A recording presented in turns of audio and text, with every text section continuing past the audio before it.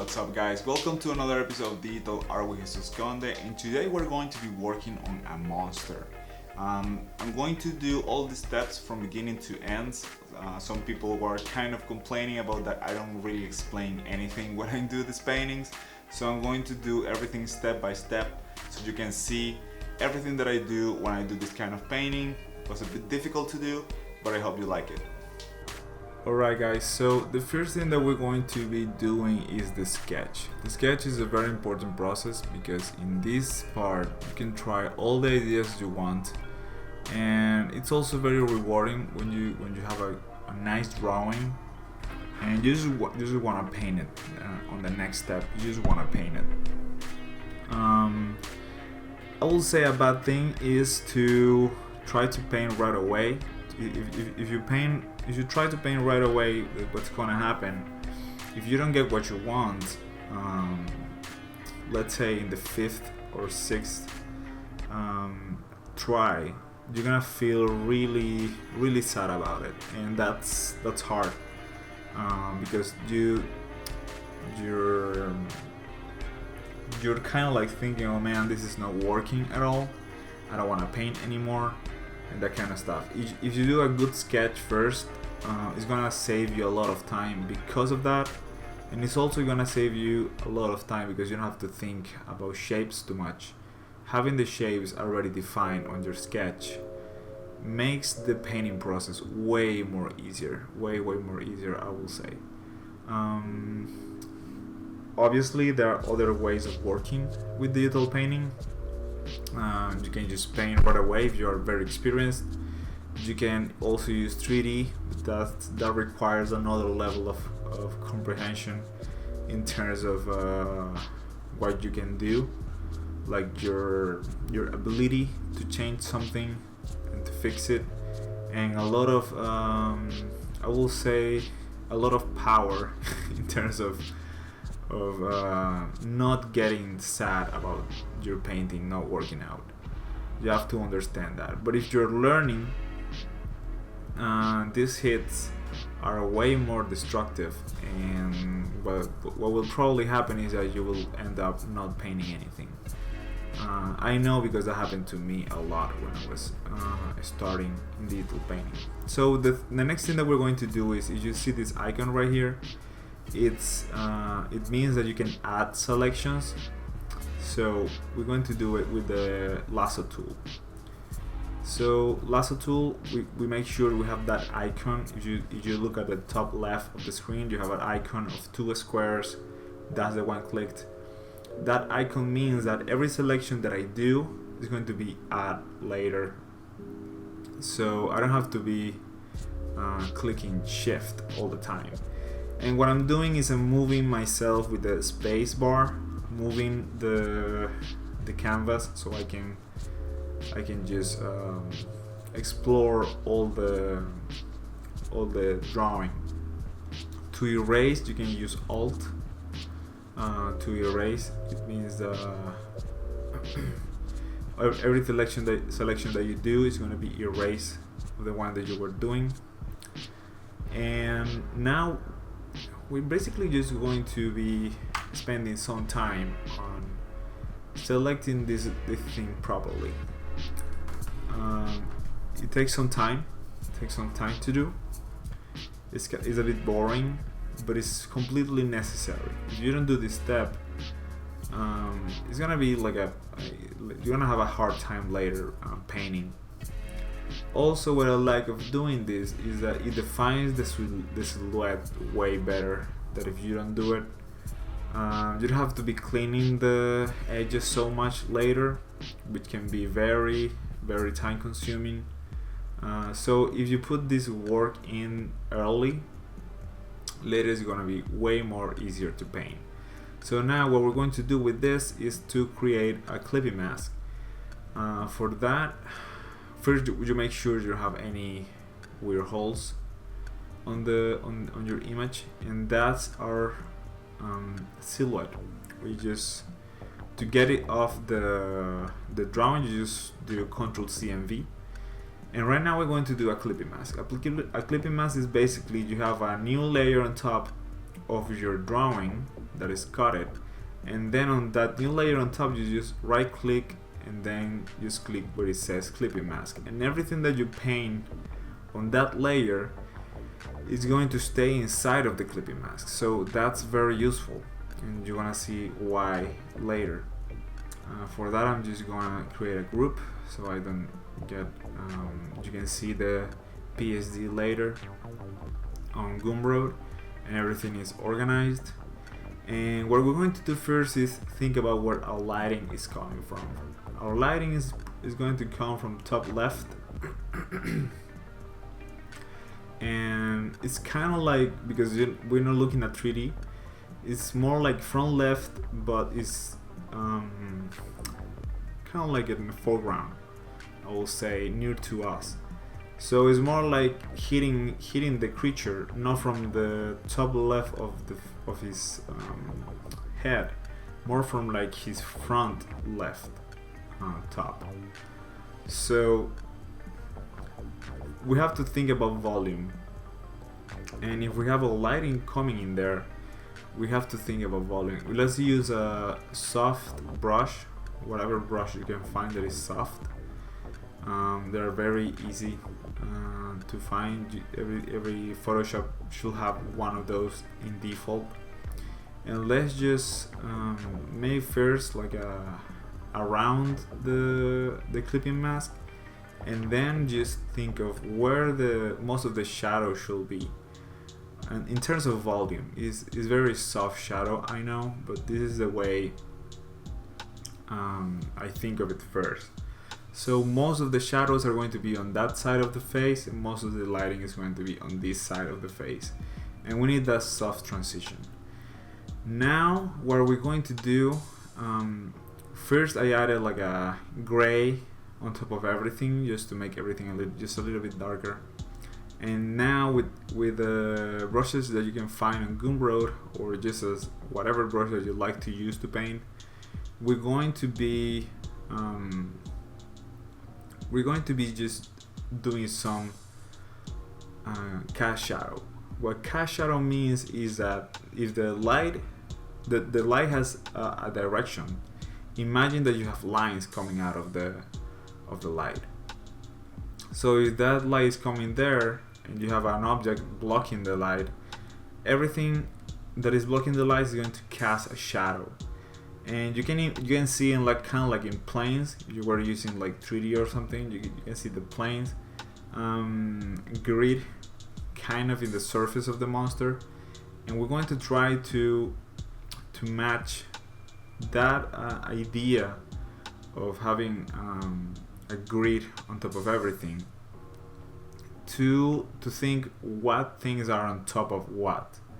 I'm using 40% on the brush, so I can do this with little consequences in terms of values. I'm going to erase all my lines by doing this, but you can see some of the drawing on the back. We're painting on top of everything. We're painting on top of our drawing, so we have to be careful and start slowly. We're using 40%. It doesn't have to be that. Could be less. Could be 30. Could be 20. But what we want to do is try to think of where the shadows should be. Also notice that when I'm doing the shadows, I'm also doing a little bit of shapes on it. Some of the shadow has curved lines. I don't want to see like straight lines like what you will see on comics. Sometimes the comics do this kind of like inking shadow with the straight lines. I think it's better when they do it curved lines, because the curved lines add perspective to the objects, and that's what we're doing here. We're trying to add a little bit of shape with the shadows too. In some parts, it doesn't have to be all the freaking time. You can just do it whenever you want. But I will say try to do it, because that also helps you understand the shape of the monster that you're doing. On his right side, that is the left side to us. On the left side of the face, we also have to add some shadows but those shadows are mostly occlusion shadows. The ones that are on the dark part are mostly occlusion shadow. That means that is when the light cannot really get at all. If you make a fist with your hand, you will see that in the parts where your skin meets like the lines that your fist do, you see like a small black lines. If you close your hand as a fist, those little lines are shadows, are occlusion shadows, because if you open it, there's no black lines anywhere. Only when you close it and you see like really close surfaces, one with each other, do you notice this kind of thing. Also, you can think of it like if you have a overcast sky and there is cars outside. Under the cars, you will see like a soft shadow, but in the center of the car and in the center of the bottom of the car, you will see a darker shadow, not as too much. Or also like when the tires meet the floor, you will see like a darker shadow in there. So that's the kind of shadow that I'm doing in the dark parts, and not in the light. Alright, so once we have a lot of values going on, we can jump to the next step, because we don't have to spend too much time, but I do want you to understand that this step is really important. You can flip the canvas just as I did there. If you want to see it from another point of view, it can get really boring when you're just working on one side, and you can add later keyboard shortcut to it to make it quick. So this part is kind of like empty in terms of detail, and I need to put a lot of work in there, so it doesn't look like that part is just forgotten in terms of details. Okay, so adding just a little bit of here and there of those shadows.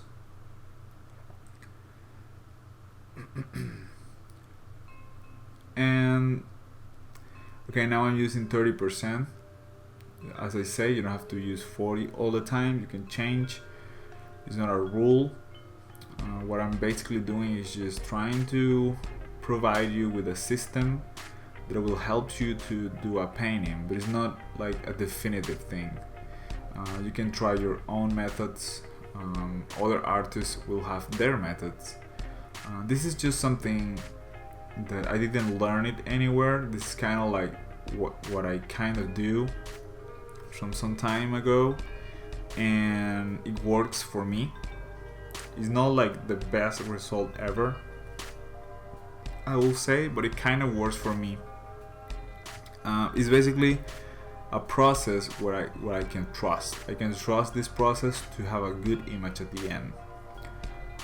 If I don't do it, or if I do it wrong, the image basically doesn't look so good at the end. It's not the same thing. So doing this process really helped me at my job. Sometimes I use it, or when I have to do my own stuff, my own paintings. It lets me have a good result in kind of a fast way.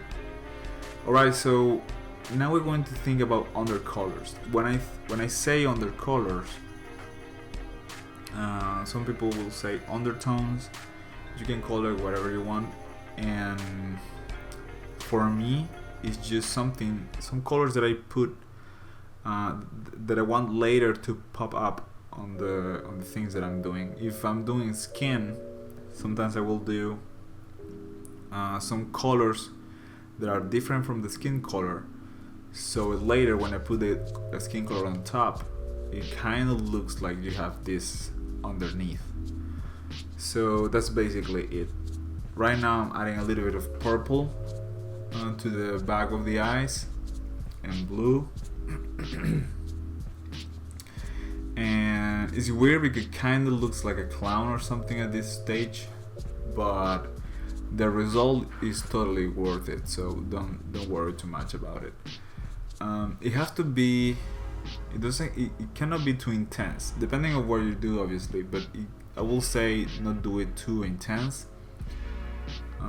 And remember that we're painting on top of our liner. So that is very important, that we're painting on top of our liner. So we don't want to do anything that will damage our liner too much. So notice that what I'm doing sometimes also is add a color 100% of it, and then later tone it down with the opacity. That's also really helpful. Doing this, you don't have to do this step if you don't want to, but I will say it's very useful to add color variations to your paintings. Sometimes the painting can look flat if you don't have this kind of thing. It doesn't have like texture, or it looks just like it's just the same color everywhere. And now we can start applying the base colors. Notice that everything is still inside of the layer mask. If we didn't have the layer mask, we'll have to be thinking about the freaking edge of the painting all the time, and that's not too productive, really. Alright, so some stuff you're gonna notice that some stuff is gonna change later. Right now, this layer that I'm doing is multiply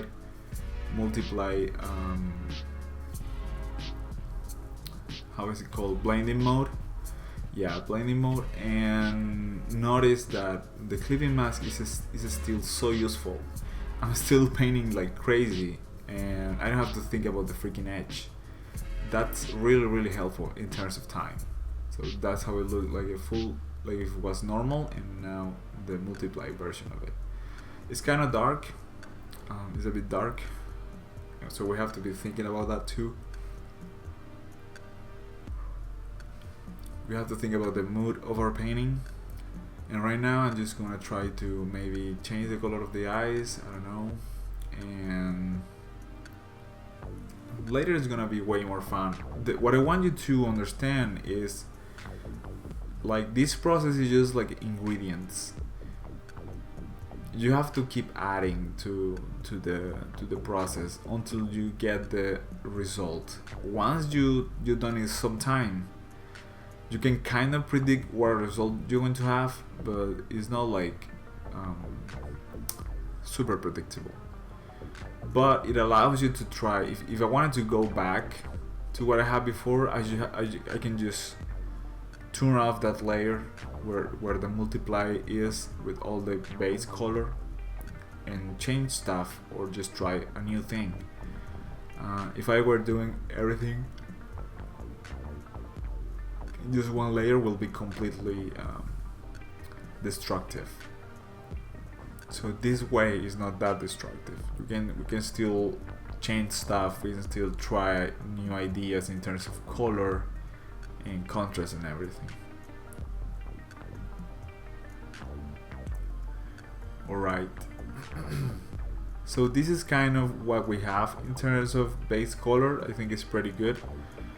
You can see how the layer affects the image. You want to make some changes, you can do it too. You can also, like, let's say you want something darker, you can just copy the shadow pass. If you want to change the color of the skin, you can just do Ctrl U.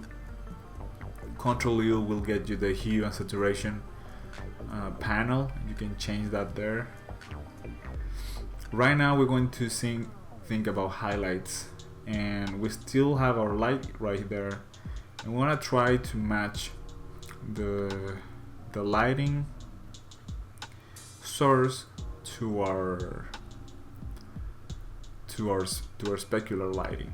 For that, sometimes what I would like to do is just pick some of the parts that I think will have a lot of light, and then just Ctrl Shift C Ctrl-Shift-C. With Ctrl-Shift-C, you copy the whole thing, and then just do Ctrl-V.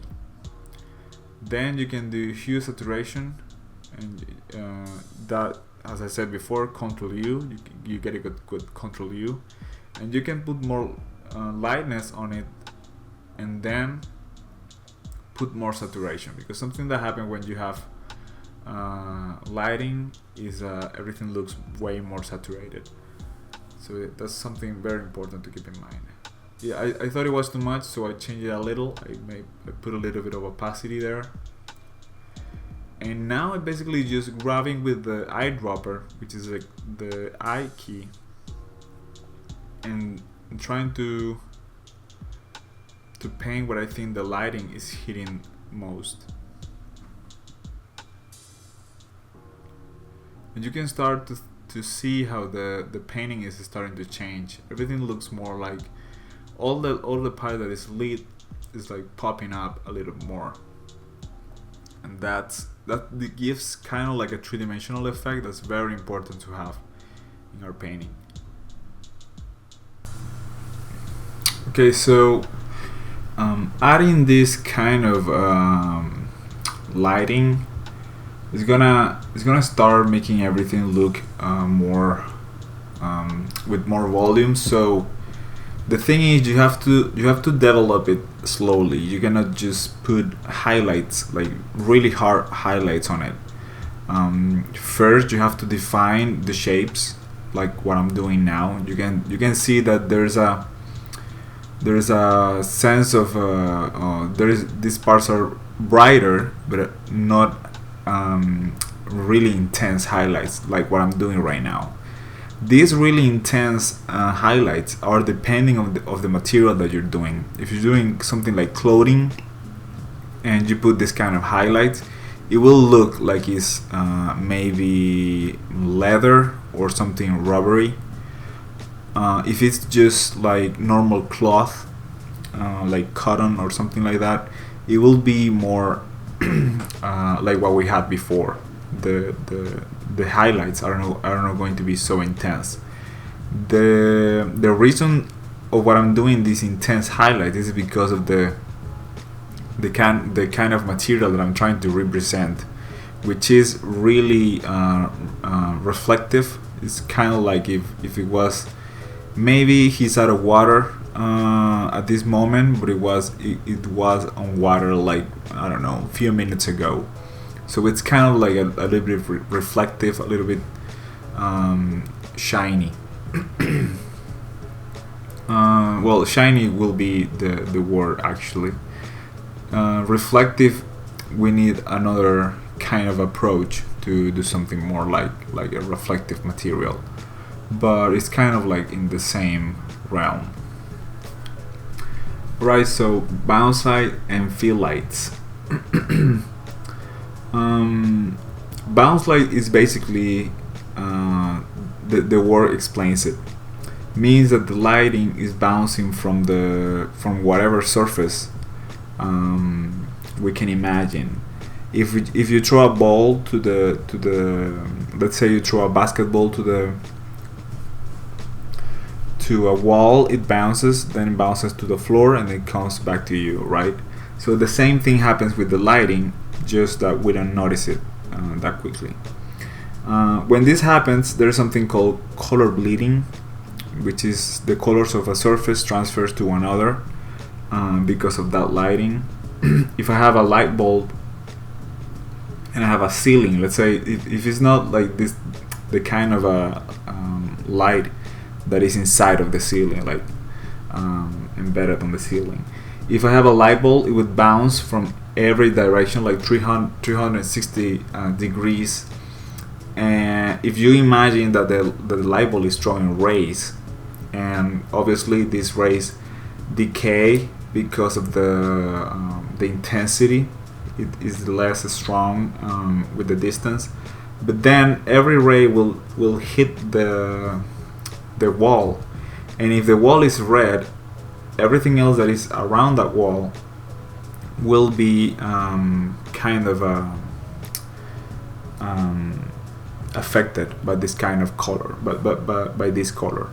So the same thing happens everywhere, just that we don't notice it too much, and it depends on the type of surface that it will happen more or less. Also depends on the intensity of the lighting. If you have a, let's say, if you go outside and you have like a, I don't know, like a red ball and something, whatever color you can find, you could see, depending on how big the object is and all the stuff, it will make everything else the same color. Okay, so for the fill light, what I'm going to explain here, I have that lighting coming to the front of that character, and then I have the one on the back, and normally at one side I have what is called fill light. The fill light is normally used in film to kind of get off some of the shadows that the key light does.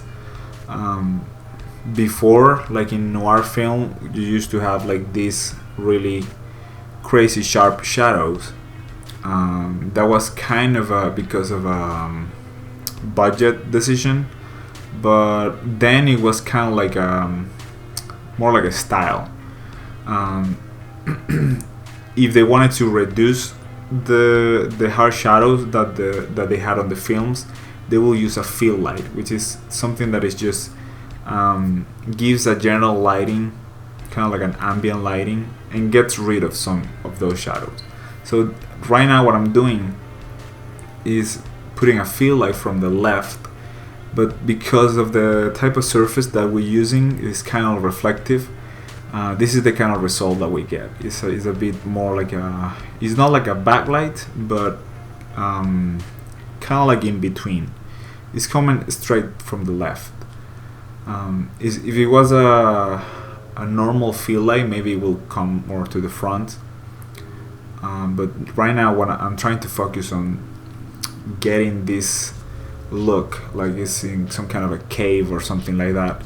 So this kind of lighting really fits the character I'm working on. Maybe we will have a little bit of backlight, but not too much, since I think this fill light really works. I think it looks good, makes the character look better. You can change the color, but if you have, obviously you have to have this lighting that we're working on in another layer. And to change the color, you just hit Ctrl U, and you will get the hue and saturation panel, and you can change everything in there with no problem. So what I was saying about the fill light, normally you will have this light that is coming from one of the between the backlight and the key light, and will kind of fill, that's the same word of the same name of the light, it will fill the scene, so you don't have these really sharp shadows, or at least not so dark. So that's the reasoning behind it. But in this case, what I'm doing is mostly to get the silhouette of it, of the face, get some detail on the left side, and I think it really works. And right now I'm just trying to just improve the character whatever I can. In this case, those little black lines that I did.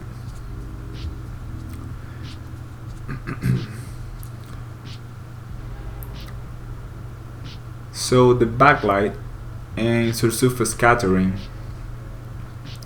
The thing about the backlights is, depending on the situation that you're working, you could maybe use more or less. If you have a character with hair, let's say you have a lot of hair on a character, usually looks really nice. But if you use it all the time, it tends to look like, can you do like something without backlight? Because I used to do a lot of stuff with backlights before, and that was like kind of like it started to look like, can you do something without it, without that?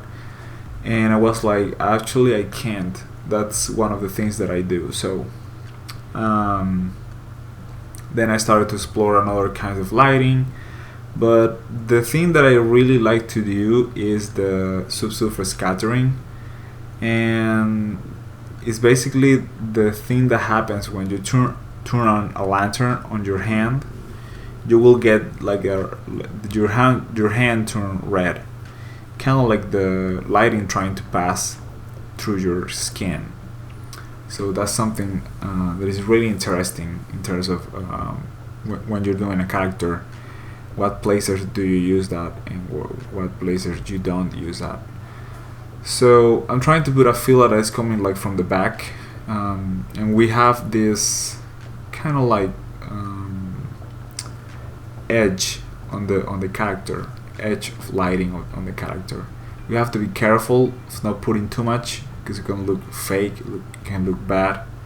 But I'm confident that if we don't use it too much, it can look good. And now with a little bit of red and kind of a little bit of orange, we're gonna put some on the ears. Normally this color is defined by the color of the blood of the character. If the blood is red, it will be red. I could have used green, but I decided to use red because I don't believe that we have seen green creatures that have red blood, so for me it makes sense that the blood is red anyway.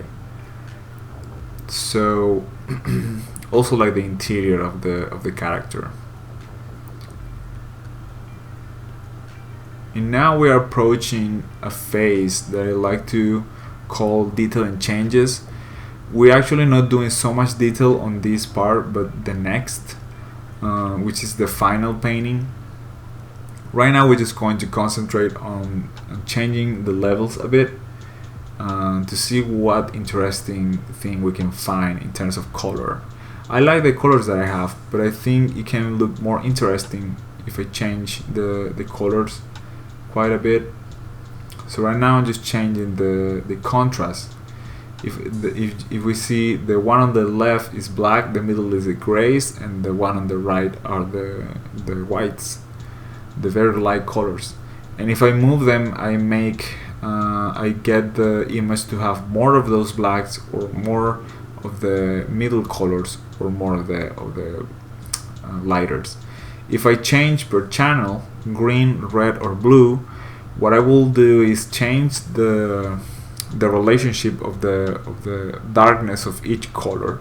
So if I change the left one on the blue, will make everything else like a little bit bluish, all the darker parts and stuff like that.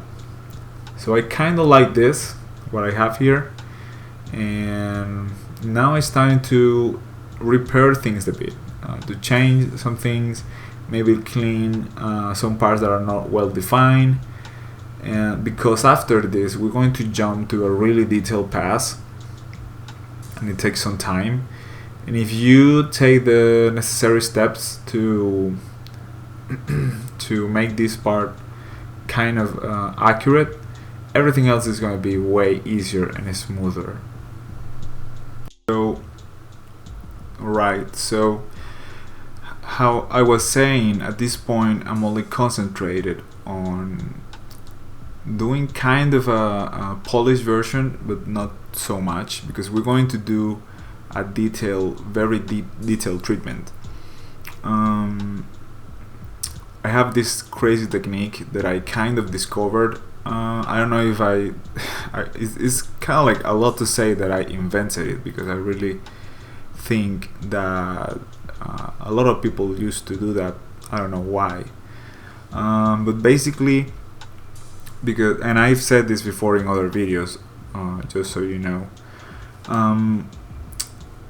I used to take too much time detailing things, and then at some point, because I work a lot with 3D, there is something in 3D called bucket, bucket size, because the render that I used at that moment, that it was called Mental Ray, and it's a really powerful render. Right now not so much, because there's a lot of competition. There's Arnold render, and there is Octane and all these ray trace renders and stuff like that. But at that time, Mental Ray was one of the best. Actually, The Matrix Episode 2 Star Wars was rendered with Mental Ray, as far as I know. And you could change the size of the it rendered like in some kind of squares. It's kind of like some kind of a grid, and it did render like in some kind of little squares.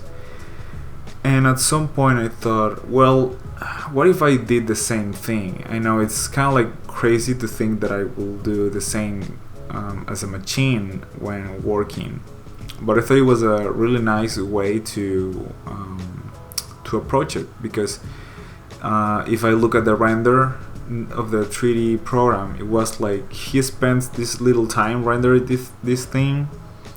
Obviously, sometimes the square moved faster, or some other times slower, depending on the heaviness of the scene. And at some point, I did like change the size of the bucket of the square, and the time changes. The time changes depending on the size, obviously. And I thought, well, okay, if I were to approach the same thing, what should I do? I have this idea of putting a grid on one of my paintings. I was doing a kind of like a Joker girl, and yeah, it's kind of like a Harley Quinn, but not really. It's more like a Joker with the Joker colors. And I think I spent like 5 minutes each square, and it took me like 6 hours, 7 hours to render that image completely. And I was like, I'm gonna do this to see what happens.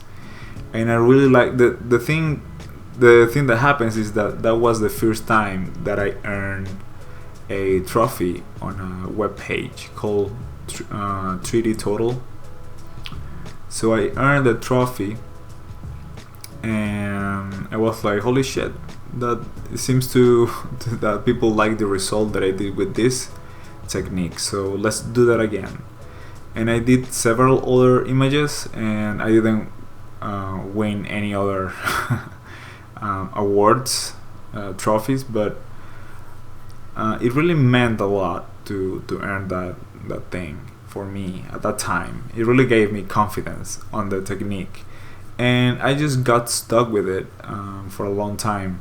And we're going to do it after this part of the video, just a few minutes. Right now, what I'm trying to do is define a little bit more some of the parts that are not so are not so defined, but it's more like a general idea of it. I'm not doing super detailed image right now, just basically trying to fix a lot of mistakes that I have on the image. And right now I'm more like trying to change it a little bit to make it more interesting, adding this kind of like a fog on the background and that kind of stuff. Really I don't know, makes it look more interesting to me. Alright, so something that I do a lot is to get close to images when I'm detailing, and I move a lot with the spacebar. So a spacebar and picking the colors with the eyedropper, that's really important in this part of the process. So you're gonna have to get used to that, to doing that, to get used to working with the eyedropper, selecting colors, and then just moving around with the hand. The hand, you can do it with the letter H on the keyboard, but it's better if you do it with the space bar. The space bar is really the most comfortable thing to work with in this case. And as I say, right now, just adding details here and there and fixing things. just to have everything ready for the next step. The next step is really what's gonna give the jump to the jump to higher detail. And you can already see that it looks pretty good in my opinion. Other people could say the opposite, but in my opinion looks kind of good already. Someone could argue you don't need more detailing than this. This is actually a good quality to show for if you're working on concept art for some creature. This is actually a good quality to show. It's not like super polished, and it doesn't take too much time. So depending on what you're doing, of course, you're doing a full body, could take more time, obviously. And right now I'm changing some levels again, just to try to find something interesting. You can see how I turn it on and off all the time. Here what I'm doing, what I was doing is adding a little bit of dark lines where the bright parts are. That's how you make it look like it has more detail on the bright parts, adding darker lines. Because if you add more lighter lines, or even lighter lines, or dots, or whatever you do in detail, it could look more detailed, but the texture is completely different. Alright, so I took my image to a new file practically, and now what I'm going to do is trying to approach this image as I was telling you that I did before, which is basically taking the image and dividing it in 4 parts, and then trying to paint each part with a quantity of minutes per part. And this is not like anything complex really, so the stuff that you're going to see how I do it is pretty unimpressive, seriously. So let's just jump into it. The first thing that I need is a vertical and horizontal line, perfect middle. So for that we're going to grab this button right here and select the background, and then click this icon. In this bar you can see these icons. This one will center the line, and then what I'm going to do is put that one vertical, and then if I select that line and the background, and now I click this button, it's going to center vertically. Now I merge those 2 lines with Ctrl E. Now I need a new layer with black, and I can put like 50 or 60%, and then I'm going to erase this like a little bit more than 1 square. I don't want to do perfect square because it's gonna give you trouble later for the blending, but this is enough. And then I'm going to merge that with the lines, and I'm going to be completely sure that I block that layer. So I create a new layer underneath with a color on it, so I'm sure that I'm always painting under that, because it can be really annoying when you lose your entire painting because you were painting on the ground layer and then you have everything collapsed. It has happened before, so yeah, that's why I do it this way. Okay, so I have this timer that I bought on, actually I used it a lot of time for free, and then I was like, I use this a lot, so I should pay something. So I actually bought the well, it wasn't actually like buying, it's more like a donation that you give to the guys that made the thing.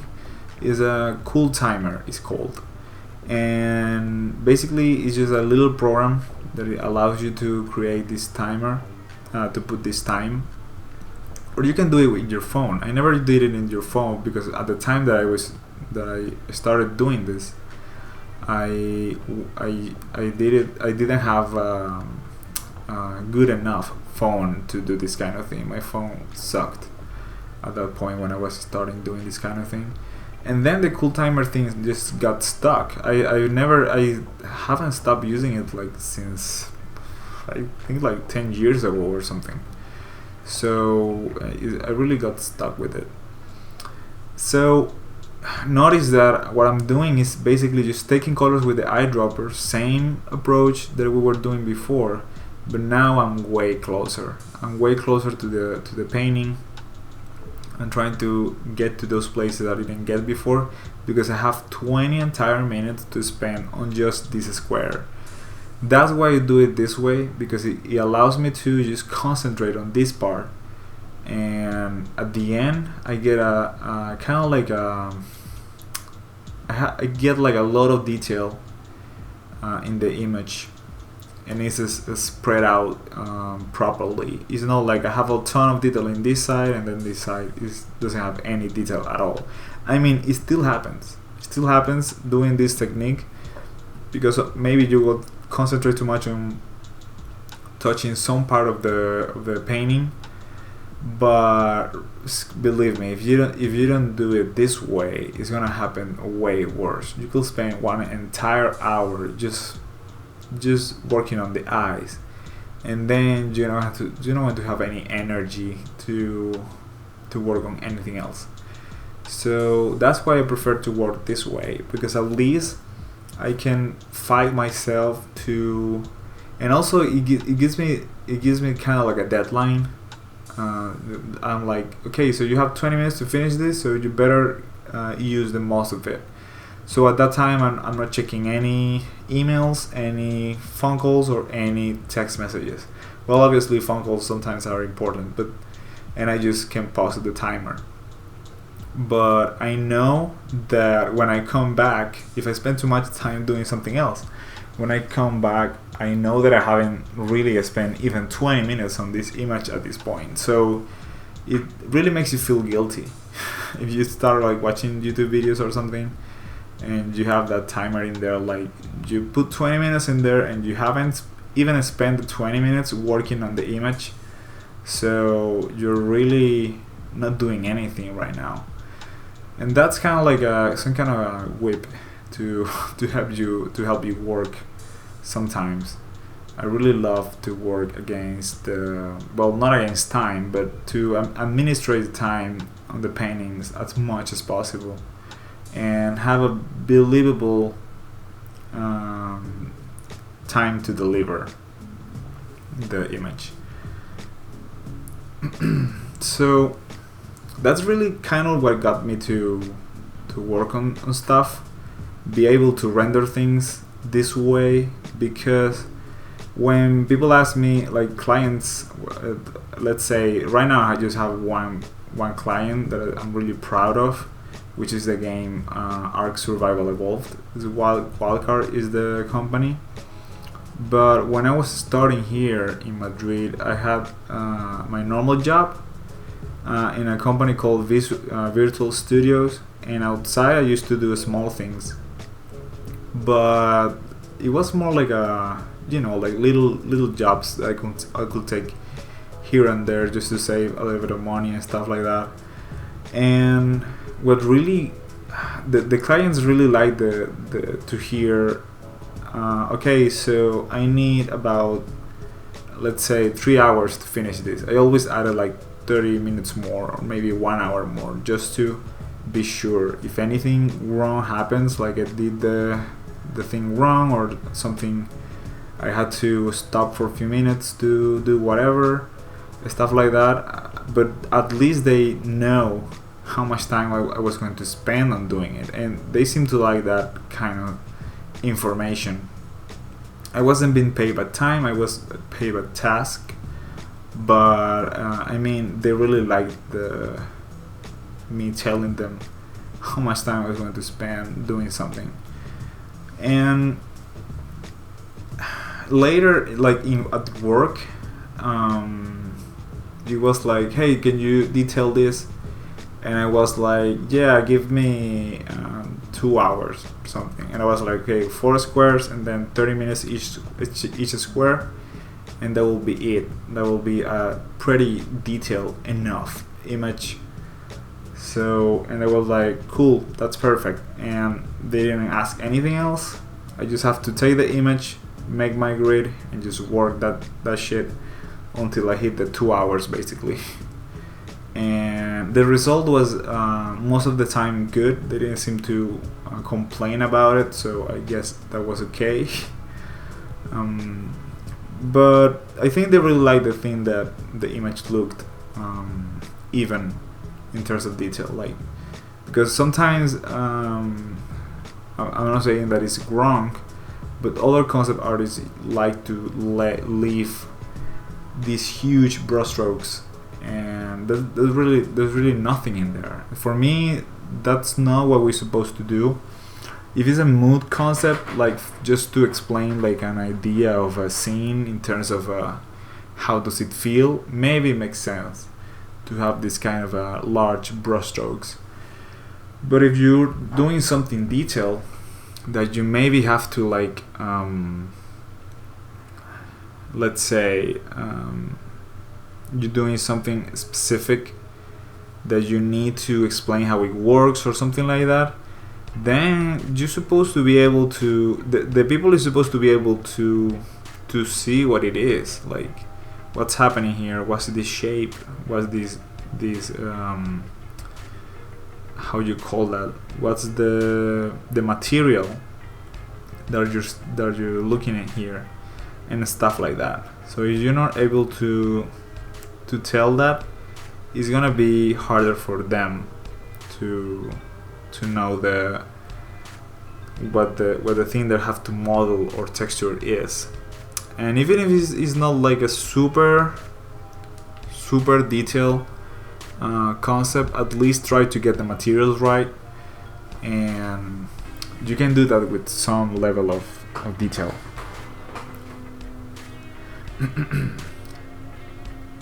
Right, so as you can see, sometimes I don't even touch too much whatever I have. I just add tiny highlights. That really helps the image a lot to look more detailed. Tiny hairs, some parts, and things like that. One of the main inspirations for me in terms of painting lately, because I didn't know it like till I think 3 years ago or 4 years ago, possibly, is a guy called Dave Raposa. This guy makes some really cool lighting, and the reflections that he does and the highlights are very cool. I really like that style. I'm not saying I'm painting anything like him at all. Like, his style is so different and cool. Mine is pretty default actually. Not so much. People will say differently, but I feel like my stuff is pretty default sometimes. And you can see how just tiny little things, sometimes I put something and I erase it because I don't like it too much, but these tiny little things, little details really help to build the image a lot. When you see it from far away, it looks way more detailed than it actually is. Right now I'm just adding some disgusting stuff, but it's basically testing. I'm not even sure if I should do it. So I just put it there, and if I kind of like it, I'll leave it. If not, it's okay. You may notice that the alarm on the timer says get up and move. I used to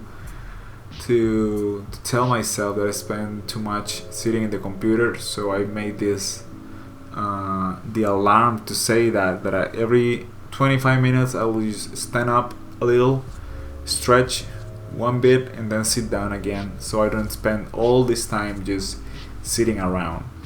Obviously, maybe right now I'm not doing it because I'm recording the voice, and it's like, I don't know, like maybe 1 hour straight. But I mean, it can get pretty, I don't know the word actually, but you can spend a lot of time sitting when you work in this kind of stuff. It gets pretty boring and I don't know if this is the word sedentarism. I don't know if it has a word in English, but I think you get the idea. There's not too much movement in this way of working in front of a computer all the time. So I tend to go running a little in the mornings all the time. 1 hour and 20 minutes, something like that, is the time that I spend doing exercise every day lately. Mostly because I want to recover. I lost a lot of weight when I got here to Madrid. Like 2 years ago, I lost a lot of weight, and then I gained again just because I started working from home. I gained weight again, like not like I was before, but I was on the way. Believe me, I was on the way of getting really fat again. So I started to try stuff, doing exercise, going to some kind of a boxing classes, things like that. Sometimes some of the things worked, some of the things didn't work. The boxing thing, I lost a lot of time on the commuting to it. So I was like, hell no, I don't want to lose time on sitting on a train again just to go to do exercise. And it's too far away to go running. So I'll just do exercise near my home. But then I wasn't doing the quantity necessary to lose weight. So I was kind of like I wasn't getting fat quick, but I was getting fat like really slowly, and I wasn't noticing it because I was doing exercise every day and stuff like that. So once I got to, okay, like, let's see, if I do this quantity of exercise, is it too much? I was like, no, it's okay, so I'll leave. But that's what it takes to kind of start to lose weight again. So at the end, the amount of exercise was 1 hour and 20 every day. And I've been kind of losing weight again slowly. It's a really slow process, but at least I'm noticing the result. Alright, in that, sorry for like going away from the topic, but that circle that I made on the ear is that part is really needs some attention right now. What I'm doing is more like some kind of a reflective kind of thing, where the lighting is actually coming like from the left and a little bit from the bottom. And if you do it with a really tiny brush, a really tiny brush stroke, you can get this sensation of detail that is really cool, especially for stuff that you want it to look detailed, but it's not detailed at all. So I don't know what size of the brush is. I think it's 3 or 4 pixels wide. Right now I'm obviously bigger, it's like 15 or 20, but when I was doing the little white lines, it was really little. Now I'm working a bit on the smoke. The smoke is tricky because to get the feeling right, you gotta work with really low opacity. So you could be working like in 20 or 30% opacity. Remember that to control the opacity, you can do it with the numbers. If you have the brush tool selected, which is with the letter B. If you're using letter H, which is the hand, and you press the numbers by mistake, what you will be changing is the opacity of the layer. So be sure that you are either working with B, which is the brush, or you're working with the H, which is the hand. So remember, if you're using the hand, the numbers are for the opacity of the layer. If you're using the B, the numbers are for the opacity of the brush. So if you're rendering a smoke, you want to use maybe 20 or 30% opacity, so you can control how much. Right now what I'm doing is putting a little bit of I did put some dark lines on the bright part, so it looks like it has more detail, because the detail is actually given by the contrast between shadow and light. So adding a little bit of dark lines in some parts can make it look more detailed, but you have to be careful about what kind of dark lines you do. Sometimes what I like to do is maybe create a new layer and then add some dark lines and then play with the opacity of that layer to see if maybe it looks better with less opacity, with more opacity, or even duplicating the layer depending on the situation. But I really do use that a lot. Sometimes you just wanna make things a bit softer in terms of transitions on the thing. Alright, so something that I'm doing is, if I do kind of like a cylinder, notice that I do like curved lines, because if I don't do curved line, it looks like this, looks flat. So there's really big difference between them. So when I'm doing this kind of shapes, I'm actually trying to understand the direction of what some curved lines will look like on top of that flesh, on top of that skin. That way it kind of looks more a little bit more realistic, in my opinion, like more 3D somehow. So that's really important. Some of that trick, well, it's actually not a trick, it's basically a technique. That technique, like somehow I knew it. Wait, let's mention something small here. So notice how I'm putting dark lines on that bright part. So the dark lines will make it look like it has more texture. That's because of what I was telling before. Okay, so the curve thing was thanks to an artist called Rake, which is Reynaldo Quintero.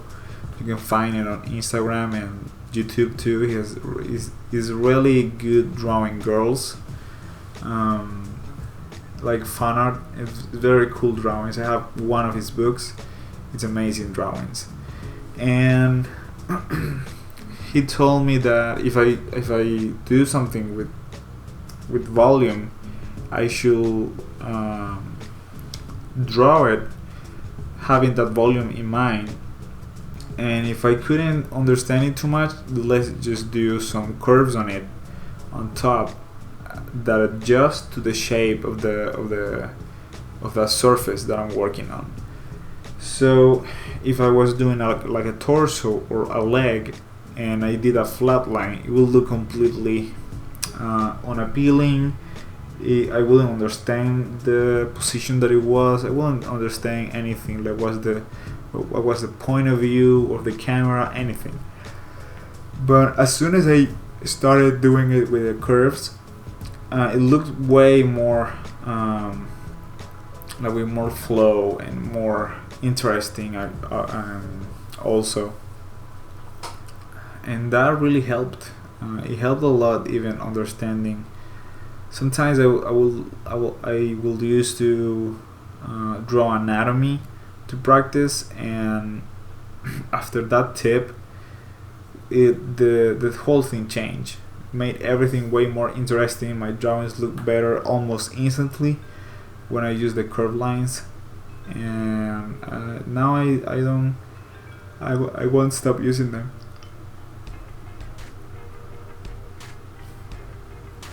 Alright, so we're getting closer to the half of the process.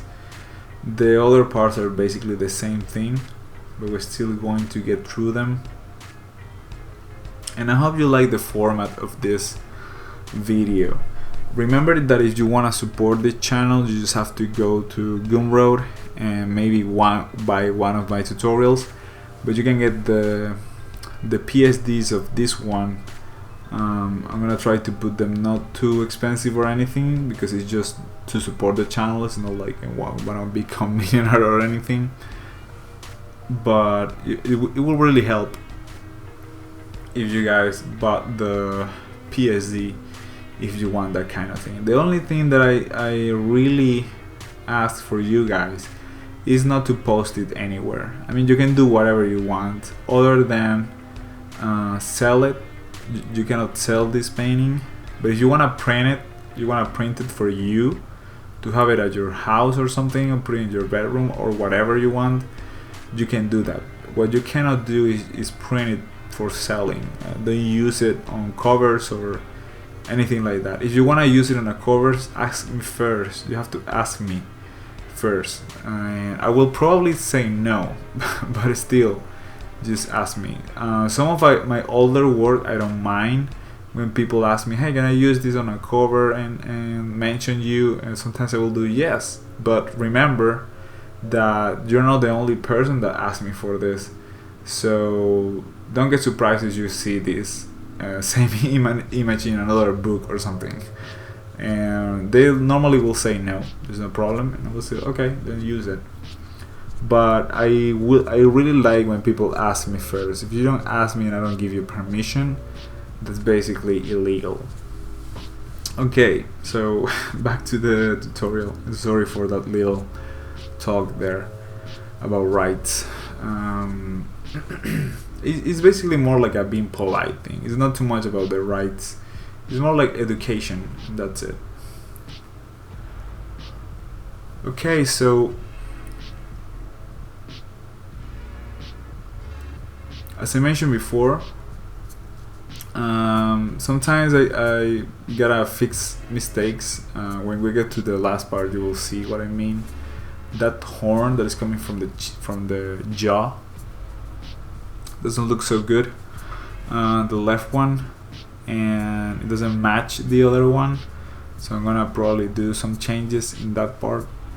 And then the neck, I need some kind of a bounce light in there, so you will see when I get to the bounce light for that neck, because it looks really dark, and I know it's supposed to be kind of like a dark mood painting,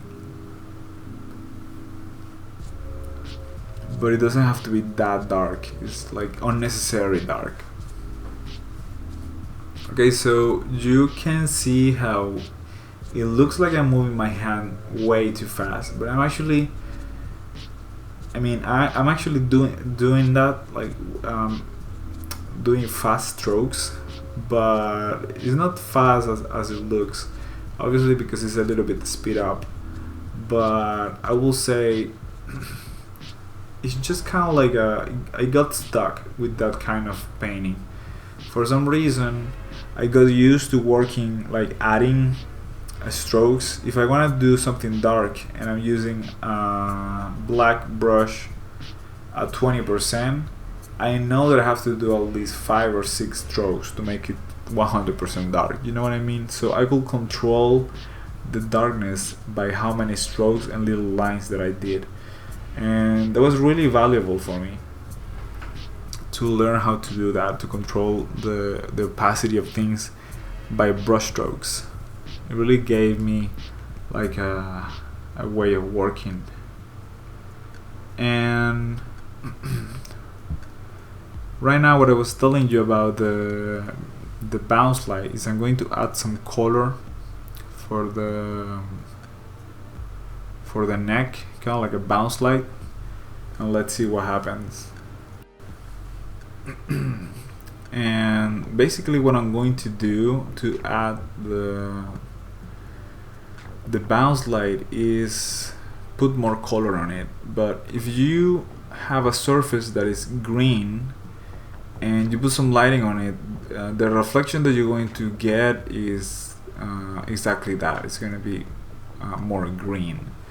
So you can maybe this is a bad example, but because there's too much saturation. But if you watch a football game, neither football like soccer or American football, you will see that all the players has this kind of like a green lighting coming from the bottom. If it's sunlight, if it's an artificial light, not so much, because it's not that intense of a light. But if it's sunlight, which is really intense light, what you'll get is a really greenish tone coming from the bottom up to the players. So if the player is wearing white you will notice it way more. And that's something that happens. That's the easiest way to describe that. And I didn't notice that before. I mean, I used to do it on 3D, but it was like, I wonder if I can do that on painting. Never thought of it. But then I saw something when I was studying. That's a really long time ago. So this is what I'm talking about. I wanna make a little stop and just to mention this. This is what I'm talking about. I'm doing some green light coming from the bottom. That is supposed to be the bounce from the same skin of him, of the character, going up.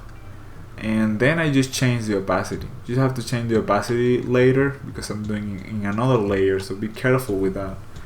And then you just have to change the opacity later.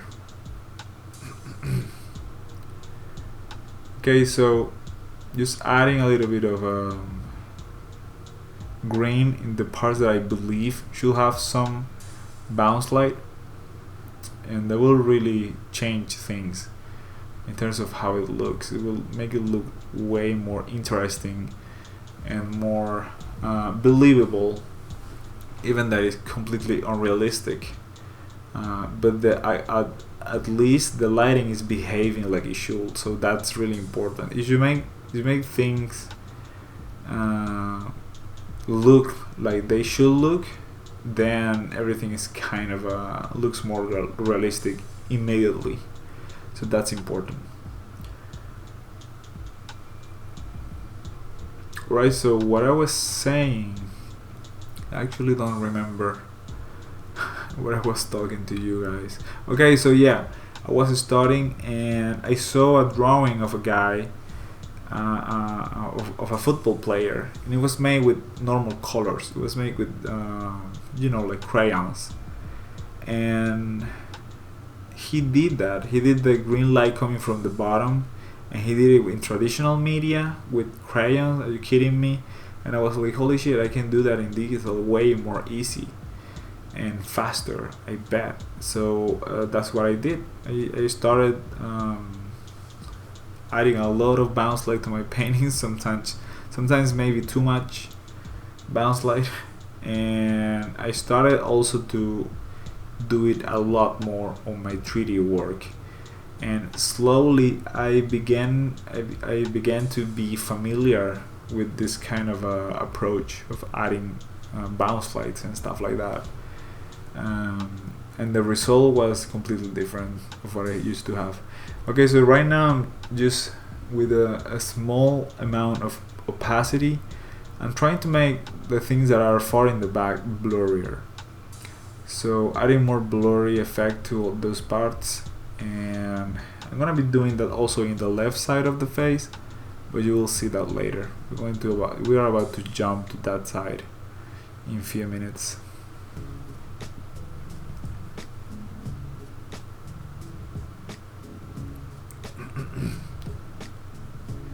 This is almost it, the whole process. At the end, what we get is a decent image, not completely detailed, but at least it looks really decent in terms of quality, and that's really important.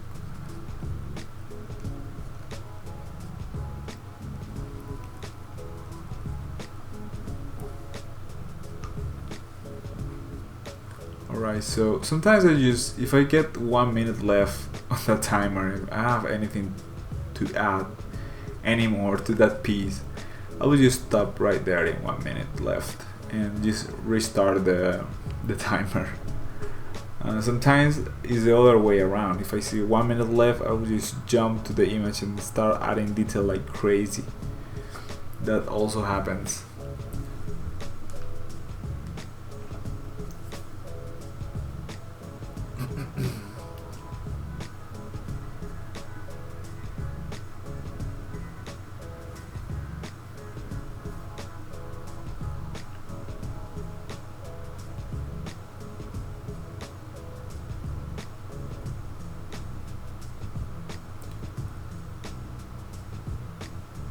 Alright, so the teeth were something I wasn't I wasn't too sure about what to do, because I discovered that adding a lot of detail to them make the image look different. So I had to go back, and you will see what I mean when you see it. I have to go back to an older version of the teeth and erase some of the detail that I did because of that. And here I'm trying to make the image look blurry, but I don't want to use motion. I don't want to use blur from the digital blur. I want to do it myself to kind of understand, and second because I believe that it looks cooler, because it looks like it has a little bit of texture, and it's also a way to practice it. I believe when you do it this way, which is harder, you kind of take the same approach. Well, obviously not the same, but kind of take the same approach of working with traditional. In traditional, you wouldn't have just a button that says blur, and that's it. So I prefer, lately I'm trying to do it this way. Every time that I do blur or motion blur, I will do it with strokes instead of the digital automatic blur. And I wasn't really sure of what to do. Here I'm adding some spikes, but later I changed that a bit because it looks like too much unnecessary detail in there. Even that it's blurry, you're adding detail to the silhouette of the character, and that can be damaging if you don't handle it properly. And also this part of the character is kind of like dark, so I wasn't sure how much detail to add to it.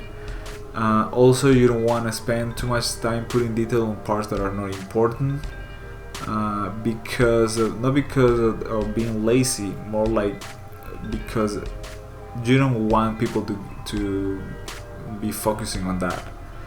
You want the attention of the people to be in the part that you want it to be, and that will be mostly the face.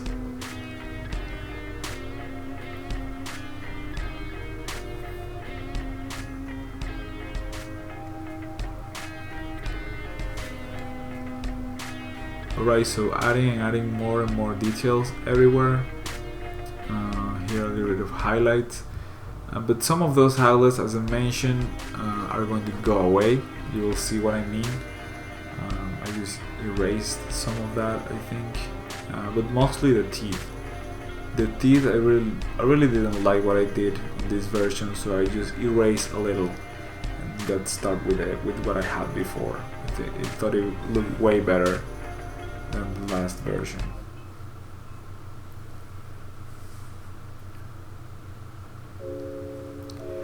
And now we're truly kind of getting to the end. It's really close, guys. We're about to finish this painting. I don't know if I'm excited, if you're excited, but I'm excited of finishing the thing. It can get pretty boring to do the recording of the tutorials when you're not painting. This one I painted on Spanish, real time, but then it was too long,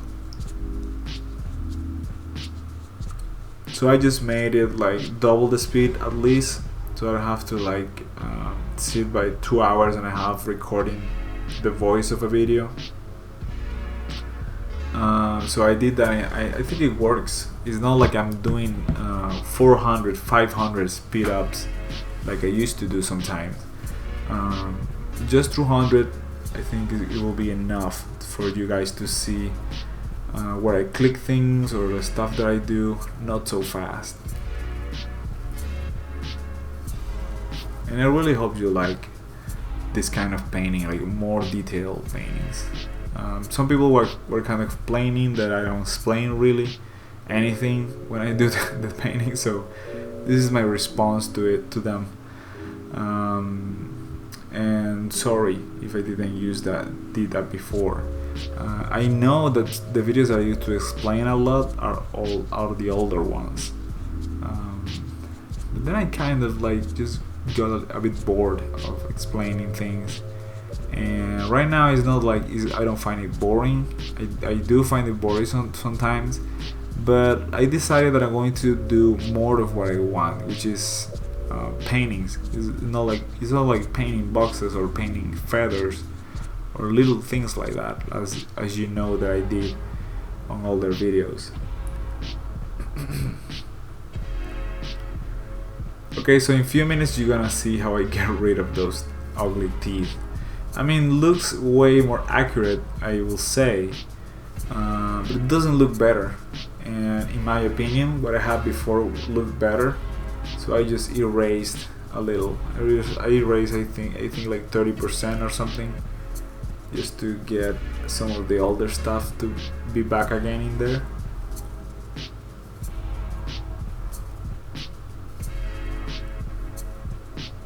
Yeah, sometimes you have to take it. You have to take the step back to make things better, because you just did a poor job painting. That's a hard truth.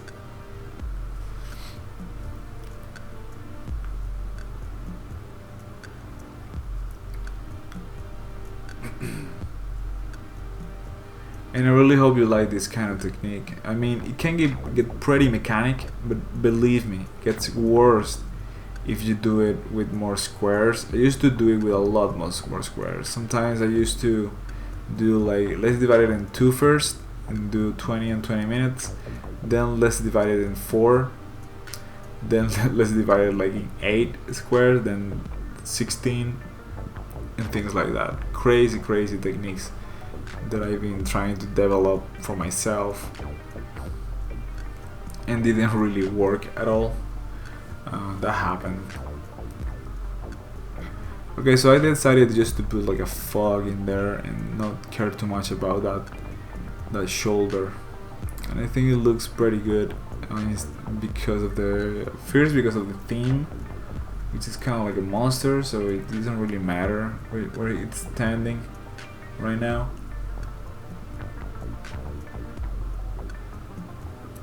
Also because it's a portrait.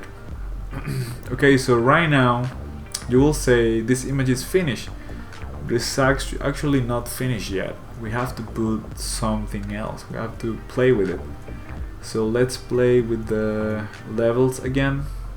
Let's find something way more interesting. And this is what you want to do at the end. Just trying to find something that makes it look better in your opinion. And you do it with an adjustment layer. Obviously, you don't want to just do it on your base image. You don't want to damage that. Now I'm going to put a new layer with a multiply and a bluish gray color. And now adding a mask, I'm going to erase some of the parts that I want to pop more. And it could be that where the key light hits, and also some of the backlights maybe. This is obviously the key light. Now I'm doing the backlights a bit more, and obviously I'm not going to make it that dark, but I will change the opacity and I will retain some of that effect, not all of it, but some of the effect.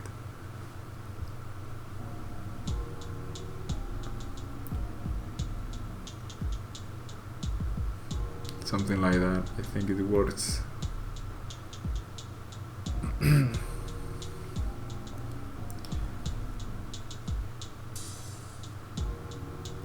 You can basically just keep adding stuff and adding details and adding more stuff, but depends on what you have in mind. Okay, so I want to make this fog way more softer, so I'm just picking with the eyedropper and then doing a pass on it. And the level of opacity of the layer is lower, so you don't want to see 100% of that a smooth brush on top of everything. It will look weird, so use something like looks a little bit foggier, and that's all. See, something like that. This part I don't need too much detail in there.